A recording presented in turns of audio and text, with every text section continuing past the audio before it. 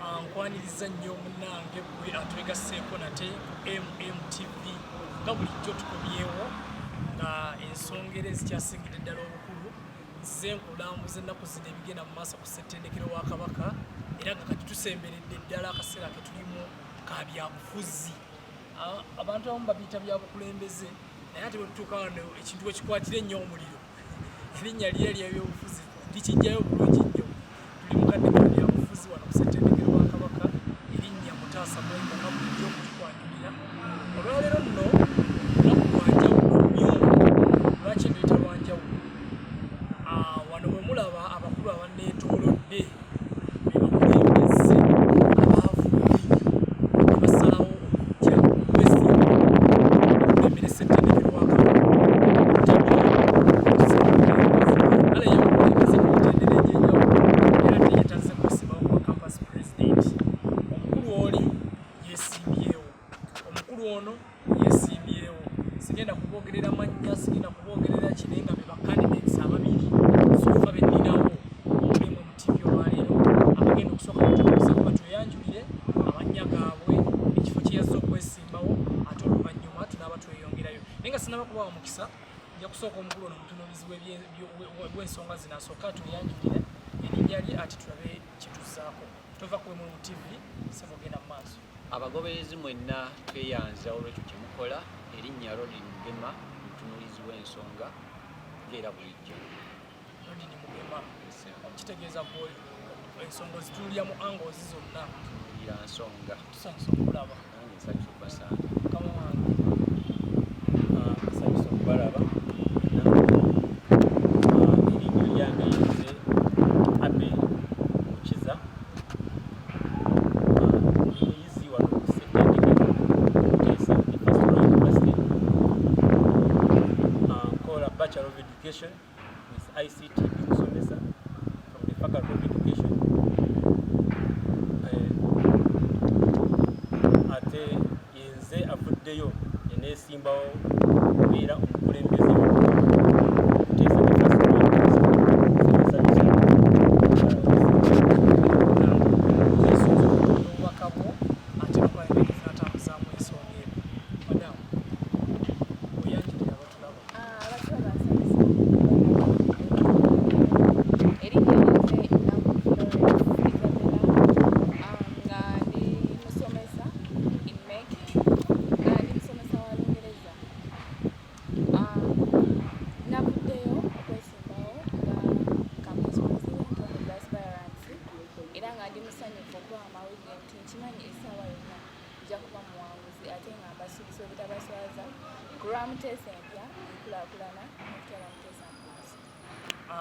Tweyanziza nnyo tweyanzike nonno Muliro gwennyini kubanga wenjogerera titukyaweza wadde omwezi wano ku ssettendekero wa Kabaka okugenda bakita okukka mu box tusule akalulu mu box akalulu kakubeerawo ng'ennaku z'omwezi 22 omwezi guno gwennyini mututuka ogwokusatu era abakulu bano banominatingiddwa eggulo basunsuddwa tukakasa nga kitegeeza kati be bakulu abatuufu ddala be tulina be bacandidates abatuufu ddala be tulina bajjidde nno mu bibiina eby'enjawulo era nga nja kwagala nsooke n'omukulu ajjidde mu kibiina mukama wange gwe ekibiina kya National Resistance Movement NRM.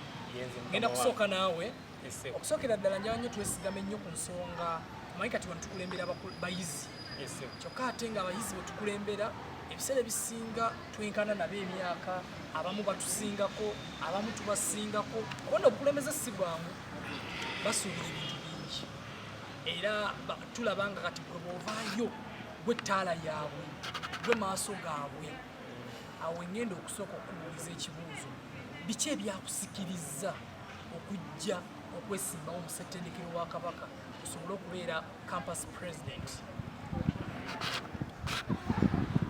Neyanziza ssebo n'omukisa guno ogumpeereddwa.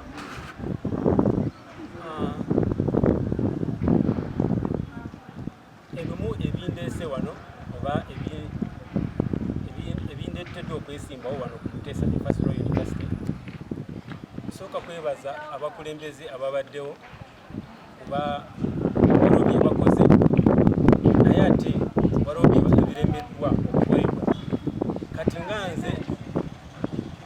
tulabyemu ebizibu ffe nga abayizi wano gye tufuna oba challenges. They are not problems but they are challenges.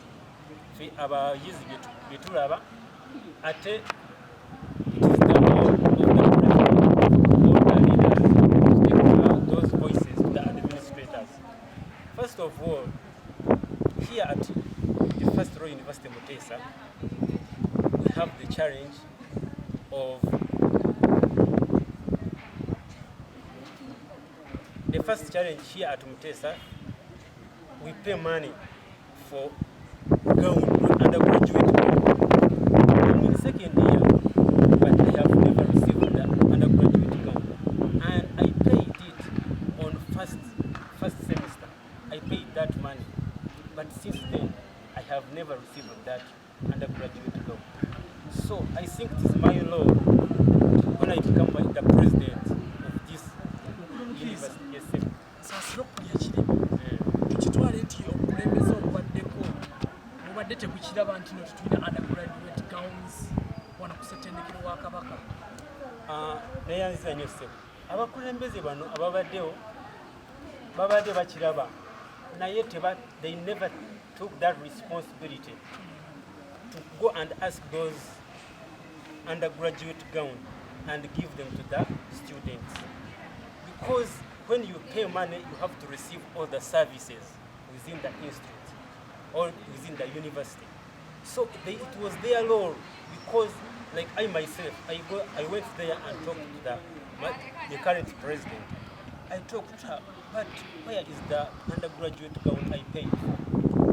He told me they are following up since then. I have never received mine. Oh no, mukulu Robi.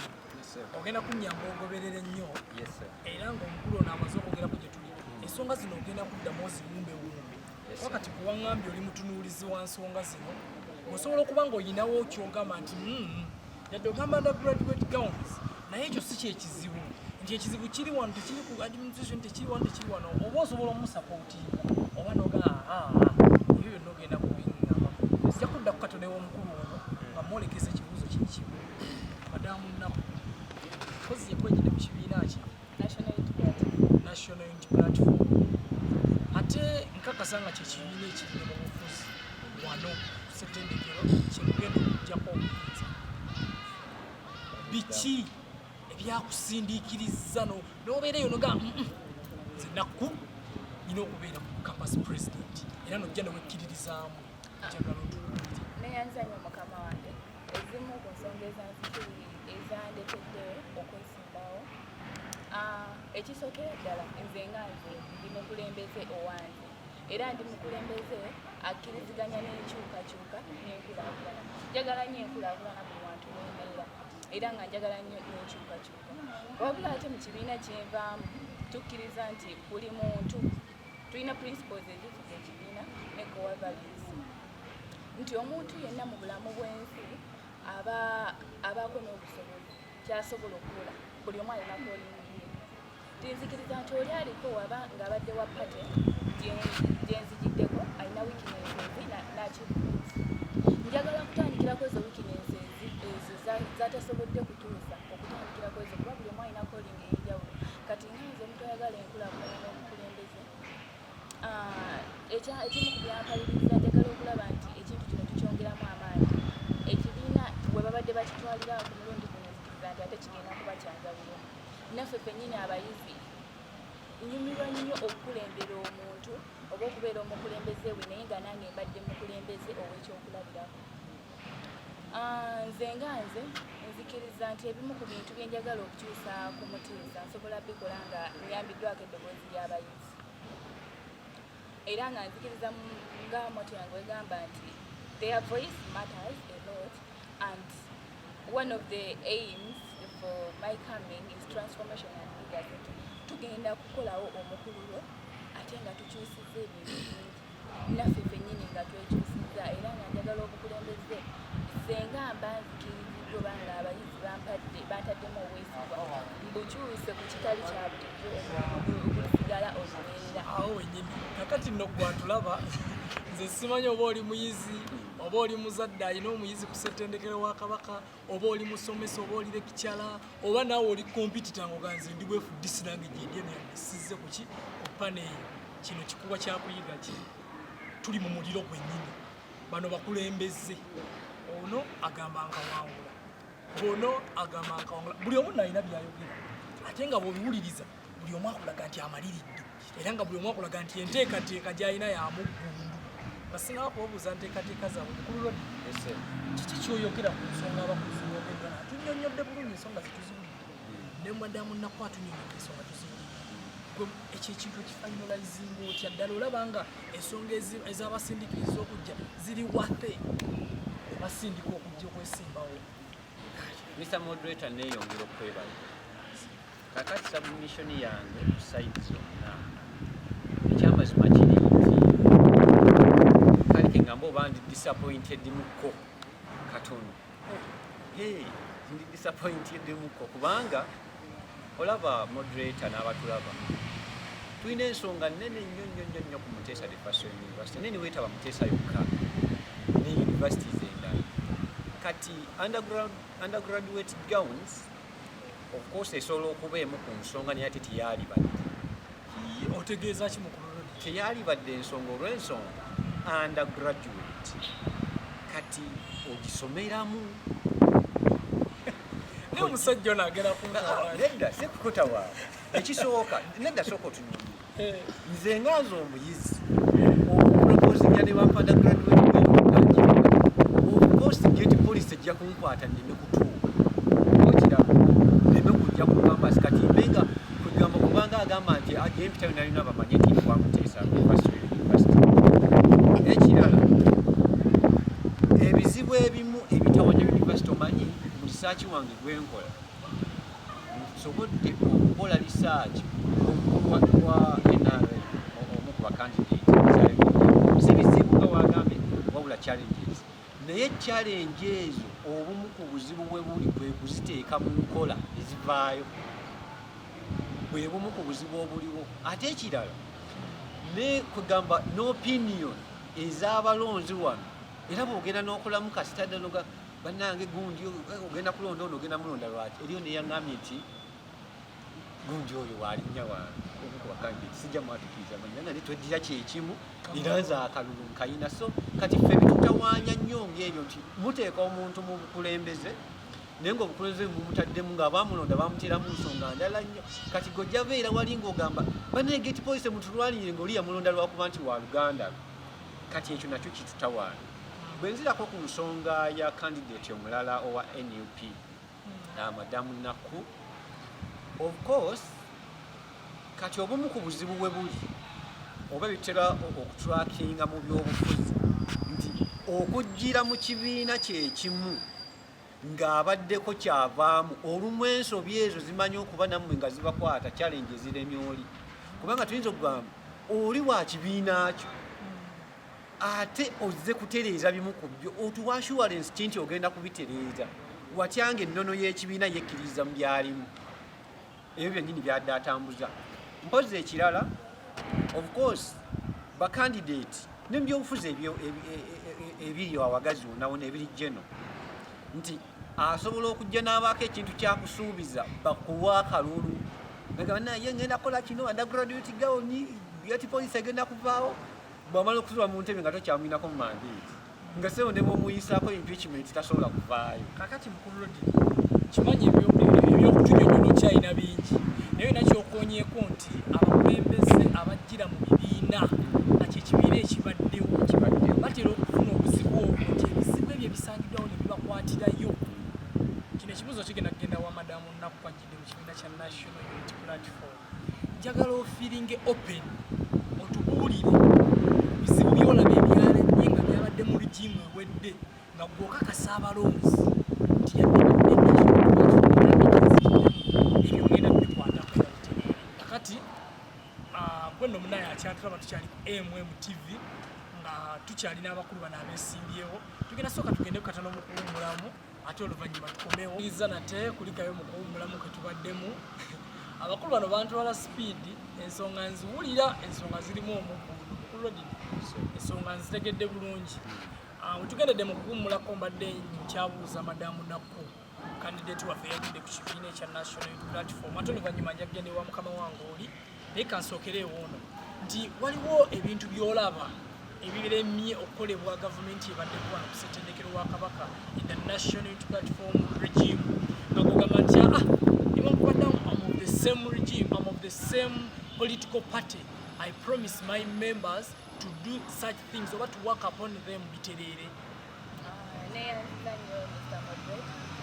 So nga sinedda mu kibuuzo ekyo oba nzikiririzibwa okwanukirako one of the It's okay, it's okay. So njagala okwanukula endowooza y'omu ku bagezi betulina nti abuuziza ekibuuzo n'agamba nti omuntu bw'abanga ojjidde mu kibiina kye yalimu oba ku kaadi y'emu ebiseera ebisinga kirina engeri gye kikukuba. Njagala okwongera okutegeeza mwenna abatulaba n'abatuwuliriza nti ekintu ky'okugira mu kibiina ebintu bino byanjawulo kyokka olaba ffenna tusoma naye ne wabaawo abayita abalala ne bagwa naye ng'omusomesa omu yabatendesi. Ensonga eyokubiri nti ebiseera ebisinga ne bw'oba katugeze tuli mu ssettendekero lya Ssaabasajja Kabaka wemba nga nze Nakku ndi Muganda neddira Fumbe ne ŋŋenda ne mpulira ebalala kiyinza obutanzijjako nti ndi Muganda naye akaseera senga mbeera y'ebbanga eriwera katugeze kati essaawa zino katugeze ndi Nakku naye nga banzaala mbalala nze Luyimaani ne bakwata ne banziza entunamu. Tuyinza obutoogera lulimi lwe lumu newankubadde ndi waayo olulimi lusobola okwawukana oba ntegeerekeka mu nsonga eno nti olulimi lwetuyinza okwogera ne wennabanduyize nyinza obutayiga mangu principles zaabwe nakowa values nti omunyambaliro ayambala mushanana ng'ate nze gye mbadde nyambala gomasi. Kati mu buufu bwe bumu nga nzizeemu ekibuuzo ekyo nze nzikiriza nti buli omu yasoma naye entegeera zaffe ezaawukana n'ebigendererwa. Nze nga nze Nakku ekyandeese ku bwa campus president si kwesimbawo ku Muteesa kwokka wabula ne outside Muteesa njagala kutumbula kitundu kyange nga olaba nti buli muyibi yatandika mbula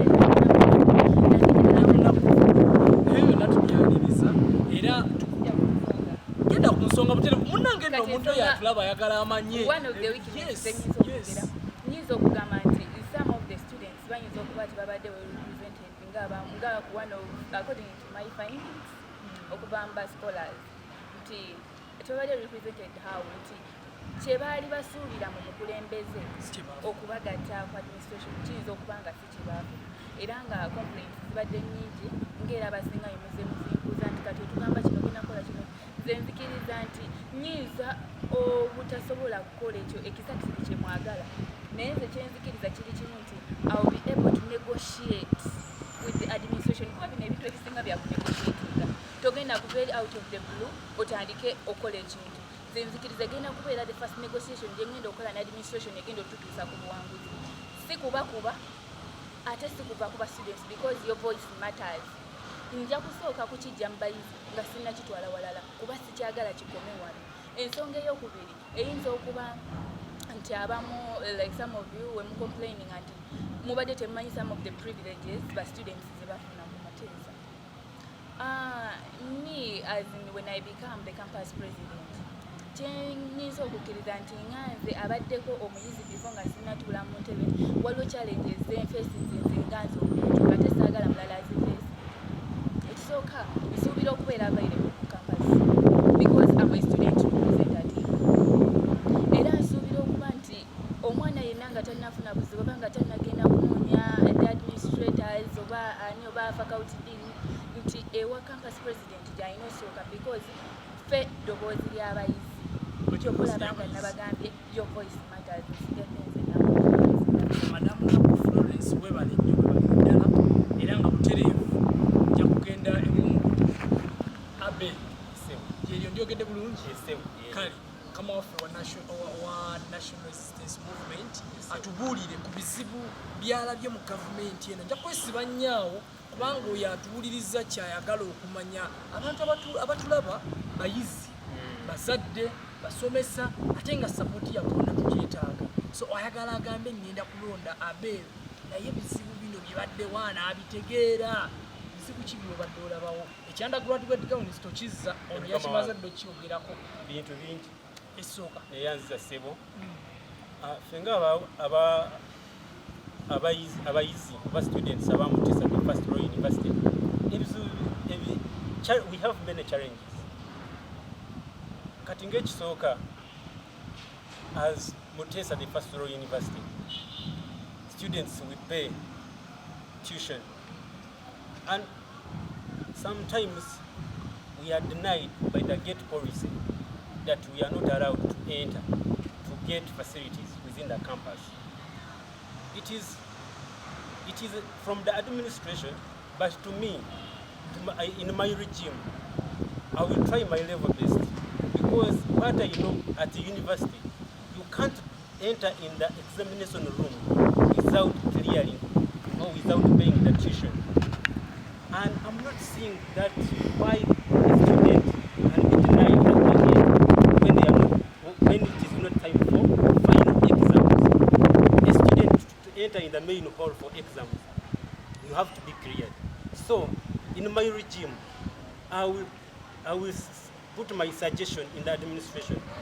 Let us, all we students, get facilities within Mutesa because we are not going to come to do the test when you denied us to enter within Mutesa. That means we're going to get retake after retake. So they should allow us, we get facilities, and then after they get us on the door when we are entering in the main hall to do the final exam. Then the current regime, the challenge we have been facing as Mutesa, we have the challenge of lecture rooms. The truth is that here at Kakeka, we have limited structures. We normally study outside under the trees. Imagine at the university level. We normally have lectures outside.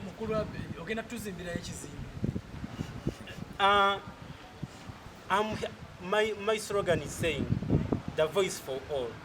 So I'm going to raise my voice from the students, and we raise together the voice, the administrators. At least here at Mutesa, they give us another block, like business block. They add another block for teachers because we are men and we don't have those lecture rooms. Okay, so thank you very much, Mr. Abel. Just near here, Mr. Mugema Robin, you know, this is a university whereby we expect many people following us on this TV. And actually, Mutesa Awanda University, can I call it an international university? We even have students who don't even understand Uganda. So here, I request Mr. Rodin Mugema kindly to enlighten more about the issues that our fellows have just mentioned about this election.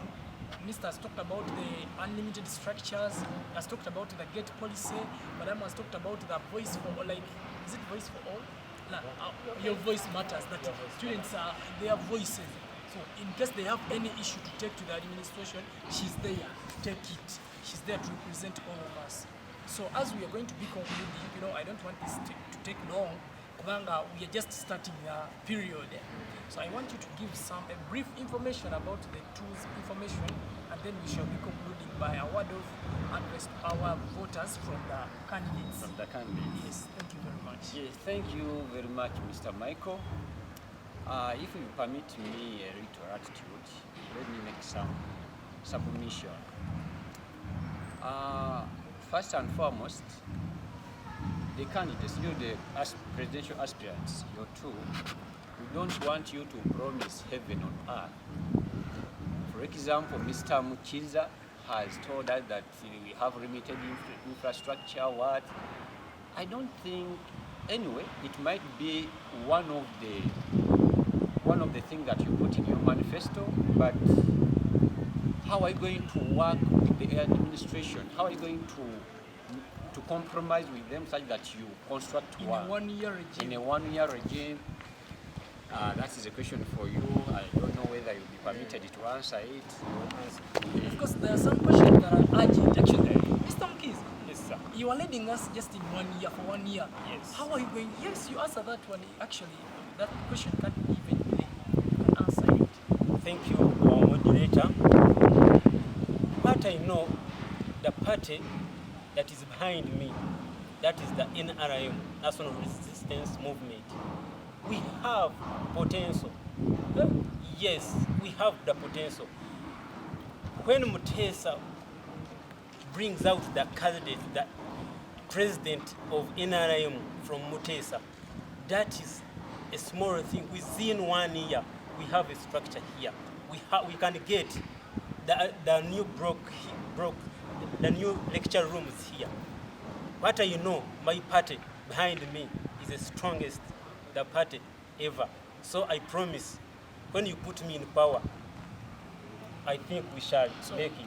Our dear lecturers who are watching and even the administrators, Mr. Mkiz has promised a building here to Tesonre University. I don't know whether I've got it wrong, but it's what I've heard. Yeah? You know, ati bagamba baganda ati musajja muneta kolaki. Tawangala. So sigenda kulwawo Mr. Obi, you can continue.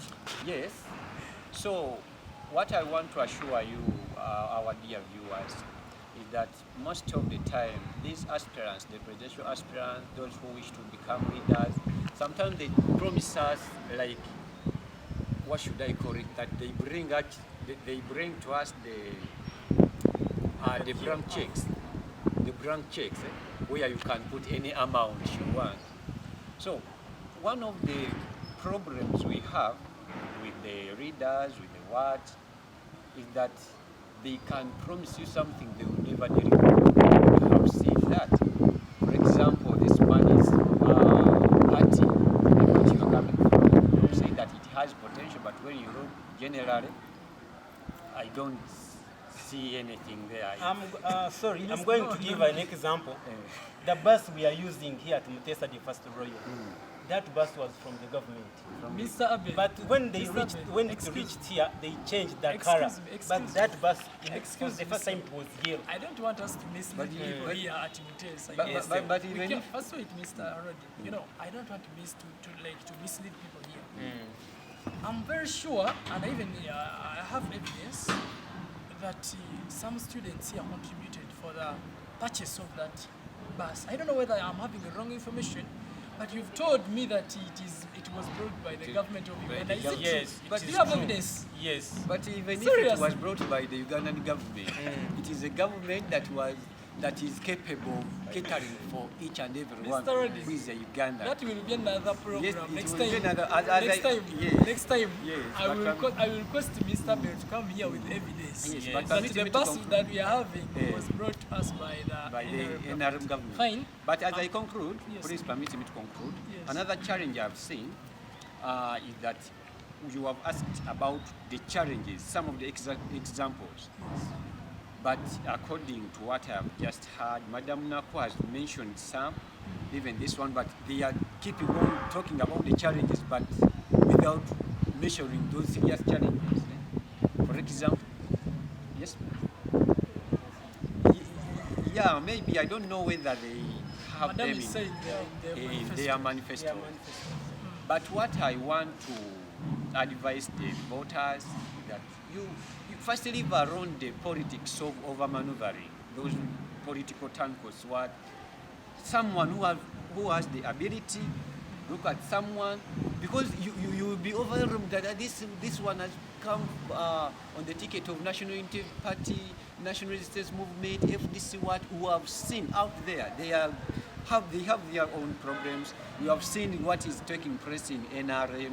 NUP also has its own, the Mpugas, the Chabranu, the taxes that Mr. Museveni contributed for Mr. Chabranu. So let us first consider, let us first try to, like, you demonstrate the whole picture, you put it in a broader spectrum, and you try to find potential in someone, that this one is going to do this, but not some of those people that are promising heaven on earth that I'm going to do this, I'm going to do this. By the way, I would also like, if you permit me, Mr. It's okay, in 1 minute. Yes, in one minute. Each and everything they are promising, I know even tomorrow in their debate, they are going to talk about that, or they will be asked more about that one. But what if you promise something and you fail to deliver? What are we going to do? Okay, yes. That question goes to both of you, but still I'll go to Madame Naku Isabella. And by the way, don't forget that you are concluding, we are just concluding now, and we shall conclude by telling us what you have prepared for us in the debate tomorrow briefly. But I will request Madame Naku to conclude and by telling you the information that you have for your voters and for all the members of the Awanda University. We are concluding. As I'm concluding, in saying that now Florence is at the one of the campus aspirants, neyongeza okubategeeza n'okubategeeza nti ku mulundi guno tulonde busobozi. Noonya omuntu gw'onanoonya omugambe nako akabiri kange bakuba nali njagala kino. Si kunoonya muntu gw'otagenda kuddamu kumaze okukula. Ekirala tubeere bakkakkamu tulondese magezi, n'ekirala tuleme okuteekawo embeera eyinza okutulemesebwa okuleetera abakandidates okubeera disqualified, kugeza ng'okwekalakaasa, okuyomba n'okulwana, era nga mbasaba buli kimu kijja kubeera mu Okay, webali nnyo, webalire ddala. Tomorrow we are having a debate. I don't know whether you people are aware, and this debate is going to be between you people, the aspirants, the presidential aspirants. You're going to be asked a lot of questions. You're going to be subjected to many problems here, and they will require you to give out your opinions about these problems that are faced by MRIU students. Are you people prepared for this debate? Yes. So you can tell your voters that you're prepared, and Madame Naku will tell the voters, and then we shall conclude by Mr. Rodin, and we say bye-bye to you all. Thank you, our moderator for today. Again, my fellow students in MRIU. Mr. You have 30 seconds. Yes. My fellow students of MRIU, Kakeka campus, I call upon you to come and vote the person who is capable. And I remind you to all get registered, because to vote someone, you have to be registered. Thank you very much. And final one. So, with tomorrow's issue, just get prepared and make sure you don't miss us. We're going to discuss about the campus matters, what you have already waited for. So, wait for us tomorrow, MRI TV, as you're going to practice our debate. Thank you so much. Okay, thank you, Madame Naku. Mr. Rodin, we shall request you to conclude in just 1 minute. Twetaaga tumanye kiki ebizibu ebya university nga tunafa ku politics owewabweru bye tuba tusooka okugoberera, naye kye tutasobola kwerabira tulina okusayininga endagaano and agreement. Sebo Mr. Mukiza, Madamu Naku, ebintu bino bye tulina okutuusa kuba byonna bituyambira wamu, buli omu abifunamu. Tulina okumanya nti ogenda kubiteeka otya mu nkola, kuba manifesto baziwandiikira abantu. Omuntu asobola okugenda n'afunanga eya bedi wanika mu 2006 yali nnungi nnyo ng'esinga n'eya President Museveni. So n'ajja n'abalaga engeri gy'agenda ogiteeka mu nkola. Kati wanaaba atandise okukulembera gino ina anaawangula, simanyi kaluka n'agwawa, naye tujja kuba tulaba engeri gye tukikolamu. Ekiranga maliriza mukama wange, Madamu Naku akyogeddeko ekyokunegotiatinga ne administration, naye si buli nsonga Madamu Naku nti administration egenda kwekkiriza negotiations. Ojja kuva eno ne proposal gituuse era administration egambe tetwagala kuwuliriza. Kati ekintu ekyo kiyinza okuba nga kirina engeri gye kireetawo obutakkaanya. Tweyanza ngenzi okutukiza nga tumaliriza nti ennaku z'omwezi 22 tugenda okusuula akalulu. Ku kalulu k'ogenda okulonda, suubira okusangako omukulu Abel, he's fully nominated. Suubira okusanga